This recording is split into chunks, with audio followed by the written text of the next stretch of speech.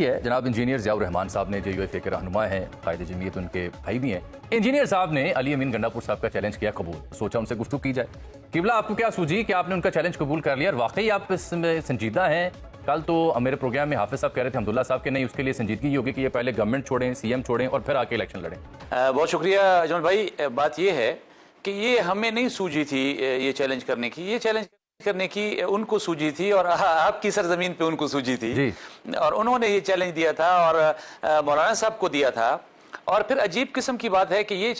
Challenge ان کی طرف سے پہلی دفعہ نہیں آیا اجمل بھائی، یہ بات میں پہلے بھی کہہ چکا ہوں۔ یہ 2018 کی اسمبلی میں بھی انہوں نے یہ چیلنج کیا تھا جب وہ کشمیر افیئرز کے فیڈرل منسٹر تھے، اور وہاں پہ انہوں نے یہ چیلنج کیا تھا تو اسد محمود نے ان کو جواب دیا تھا کہ حالانکہ ان کو استعفیٰ دینے کی ضرورت نہیں تھی لیکن پھر بھی کہا کہ آپ بھی استعفیٰ دے دیں، میں بھی استعفیٰ دے دیتا ہوں تو مقابلہ کر لیتے ہیں، تو اس وقت بھی پیچھے ہٹ گئے تھے۔ اب بھی انہوں نے یہ چیلنج کیا اور میرے خیال میں چیلنج جب ان کی طرف سے آیا تو ایک سیاسی جماعت ہے، سیاسی کارکن ہے، سیاسی کارکن کبھی بھی ان چیزوں کی پرواہ نہیں کرتا کہ حکومتیں کس کی ہیں اور حالات کیا ہیں، سیاسی کارکن جو ہے وہ مقابلے کے لیے تیار ہوتا ہے۔ تو ہم نے ان کے چیلنج کو قبول کیا، کل بھی قبول کیا تھا، آج پھر قبول کر رہے ہیں۔ ہاں ایک بات ضرور ہم کہیں گے کہ اگر اخلاق کا تقاضا ہے، اگر سیاسی اخلاقیات کو جو مد نظر رکھا جائے تو پھر بالکل میدان ایکول ہونا چاہیے اور ان کو ہر چیز چھوڑ کے CM شپ چھوڑ کے پھر مقابلہ کرنا چاہیے اور خود کرنا چاہیے۔ یہ کل میرے ساتھ عمران خان صاحب کے ترجمان نیاز اللہ نیائی صاحب تھے، ان سے میں بات کرتا، حافظ حمداللہ صاحب بھی تھے، تو ان کے ترجمان کا یہ کہنا تھا کہ جی JUIF یا مولانا جو بھی کر رہے ہیں یہ اسٹیبلشمنٹ کہنے پہ کر رہے ہیں، ورنہ تو ہماری ان کے بیچ میں کافی قربتیں ہو چکی تھیں، 26ویں ترمیم ہو یا دیگر معاملات اسٹیبلشمنٹ کہنے پہ کر رہے ہیں، اور گنڈا پور صاحب بھی یہ کہہ رہے تھے۔ اجمل بھائی اگر اسٹیبلشمنٹ کی مرضی کے مطابق ہم چلتے تو پھر ہم ان کے ساتھ اپوزیشن میں نہ بیٹھے ہوتے، پھر ہم ان کے ساتھ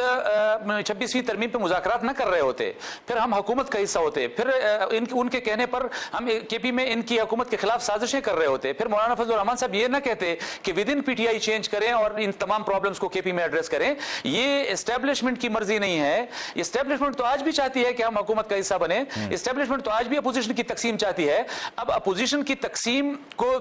جو ہے مقصد پورا کرنا یہ اسٹیبلشمنٹ کی خدمت ہوگی یا اس کا راستہ روکنا؟ یعنی آپ یہ کہہ رہے ہیں کہ صوبائی ہو یا وفاقی حکومت آپ کو مقتدرہ کی جانب سے ابھی بھی پیشکش ہے کہ حکومت کا حصہ بنے؟ اجمل بھائی آپ بہت باخبر صحافی ہیں، آپ کو بہت بہتر انداز میں معلوم ہے، کیا یہ آفر پہلے دن سے موجود نہیں ہے؟ کیا ہمیں ہر وقت اس طرف نہیں راغب کیا گیا کہ ہم آئیں، ہم حکومت کا حصہ بنیں؟ لیکن مولانا فضل الرحمان صاحب نے کہا کہ جو بھی چیز وہ عوام کی طرف منسوب ہوگی وہ ہم لیں گے، جو چیز اسٹیبلشمنٹ کی طرف منسوب ہوگی وہ ہم نہیں لیں گے۔ اسی وجہ سے نام فیڈرل JUIF پیپلز پارٹی اور نون لیگ مخصوص نشستیں لے چکی ہے جو PTI کی تھیں، لیکن آپ لوگوں کو مل گئی KP میں، تو 20-22 اراکین کی اور ضرورت ہے، فارورڈ بلاک اگر بنتا ہے یا آزاد اراکین جن کو آپ کہتے ہیں، تو علی امین صاحب کی حکومت بدلنے کا پروگرام تگڑا ہوا یا نہیں؟ اجمل بھائی یہ آپ اسی سے اندازہ لگا لیجئے کہ مولانا فضل الرحمان صاحب نے پشاور میں بیٹھ کر مخصوص نشستوں کے فیصلے اور اس کے حاصل ہونے کے بعد یہ بیان دیا ہے کہ PTI کو ودن PTI KP میں چینج لانی چاہیے تاکہ وہ اس کرپشن کے مسئلے کو ایڈریس کریں، وہ خود ایڈریس کریں، لا اینڈ آرڈر کے مسئلے کو ایڈریس کریں، وہ خود ایڈریس کریں، اور اگر وہ اس طرح کی کسی مہم کا حصہ ہوتے تو پھر تو وہ پیپلز پارٹی اور مسلم لیگ کے ساتھ مل کر اس کی حکومت کو ختم کرنے کی بات کرتے۔ انہوں نے تو اس کی بات ہی نہیں کی، انہوں نے تو ودن PTI چینج کی بات کی ہے۔ تو ودن PTI چینج کا معنی یہ ہے کہ ہم نے اسٹیبلشمنٹ کے حوالے سے اپنا موقف اسی طرح یعنی میں یہ سمجھوں کہ JUIF جو ہے وہ پیپلز پارٹی کنڈی صاحب اور امین مقام صاحب کے ساتھ مل کے تو معاملہ فہمی ان کے خلاف نہیں کر رہی، اس کا حصہ نہیں ہے، آپ یہ کہہ رہے ہیں؟ بالکل میں یہی کہہ رہا ہوں، لیکن ایک بات کے اضافے کے ساتھ کہہ رہا ہوں اجمل بھائی، میں آپ کے پروگرام کی وساطت سے آن ریکارڈ یہ بات کہنا چاہ رہا ہوں کہ اس وقت ہمارے صوبے کے جو حالات ہیں لا اینڈ آرڈر کے حوالے سے، جس طرح کے بم دھماکے ہو رہے ہیں، جس طرح لوگ مر رہے ہیں، جس طرح کی کرپشن ہو رہی ہے، اگر PTI نے خود ان چیزوں کو ایڈریس کرنے کا نہ سوچا تو پھر اور رستے جو ہیں لوگ اس کی طرف جائیں گے، اور ہم جمعیت علماء اسلام کے طور ایک کارکن کے طور پر یہ نہیں سمجھتے کہ ہم یہ چاہتے ہیں کہ ایسا نہیں ہونا چاہیے، اس کو چاہیے کہ PTI خود ایڈریس کرے، کوئی اور اس کو ایڈریس کرے۔ ودن PTI بھی اگر تبدیلی آ جاتی ہے، یعنی گنڈا پور صاحب کو ہٹایا جاتا ہے، کوئی نیا CM آ جاتا ہے PTI کا، اس سے کیا فرق پڑے گا؟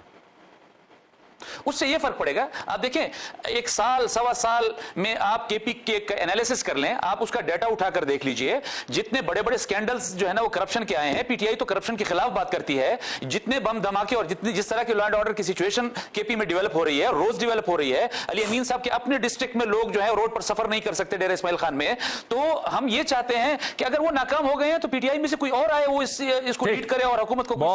ٹریک پہ ڈالے۔ بہت شکریہ انجینئر ضیاء الرحمان۔